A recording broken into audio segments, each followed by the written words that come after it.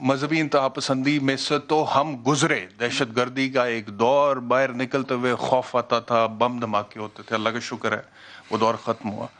Liberal انتہا پسندی ہے پاکستان میں؟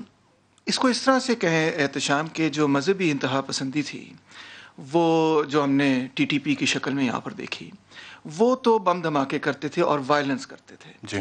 جو ہمارے جو وہ طبقہ ہے جس کو لبرل انتہا پسند کہا جاتا ہے، وہ ایسے ہی کوئی وائلنٹ حرکت نہیں کر رہے. اس وجہ سے کبھی کبھار جب ان دونوں کو ایکویولنٹ لے لیا جاتا ہے، وہ کیا کر رہے ہیں؟ نہیں ایکویولنٹ نہیں لے رہے، اعتراض ہوتا ہے. نہیں ایکویولنٹ نہیں لے رہے، لیکن وہ کیا کر رہے ہیں؟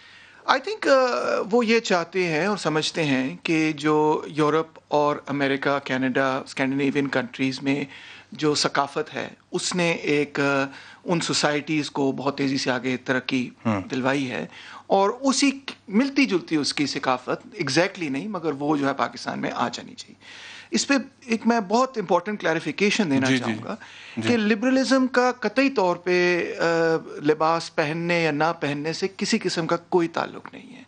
لبرلزم ایک پولیٹیکل فلسفی جس میں یہ کہا جاتا ہے کہ زیادہ سے زیادہ اختیارات جو ہیں وہ فرد کو دیے جائیں، یعنی کہ چرچ کے پاس نہ ہوں، ریاست کے پاس نہ ہوں، کسی پولیٹیکل پارٹی کے پاس بھی نہ ہوں، فرد کے پاس ہوں صرف. اور اس کی حدود بھی مقرر کی گئی ہیں، لبرلز نے خود مقرر کی ہیں. اور وہ حد یہ ہے کہ اگر میری کوئی ذاتی چوائس سے آپ کو کوئی نقصان ہوتا ہے، کسی دوسرے کو نقصان ہوتا ہے، تو میرا پھر وہ حق نہیں ہے، میرا اختیار نہیں ہے. یہ جان اسٹوارٹ مل کا بڑا فیمس ہارم پرنسپل ہے. تو اس کا مطلب یہی ہے کہ اس کے تحت آپ یہ کہہ سکتے ہیں کہ فلانی چیز پبلک ڈیسنسی کے خلاف جاتی ہے تو لہٰذا یہ نہیں ہونی چاہیے یا وہ نہیں ہونی چاہیے، ہارم پرنسپل کے تحت ہی. یعنی کہ لبرلزم میں بھی پبلک ڈیسنسی کی گنجائش موجود ہے. بالکل موجود ہے. اور آپ لبرلزم میں بھی اس کا تو اپنا جو یورپ کا جو اپنا ایک مخصوص کلچر وغیرہ ہے، اس میں آپ دیکھ سکتے ہیں کہ پرانے برٹش کا تو بڑا اسٹف اپر لپ قسم کا اور پراپر ڈریس اور یہ وہ بڑا کلچر ہوتا تھا جو ہمارے اندر بھی تھا کلونیل پیریڈ کے اندر.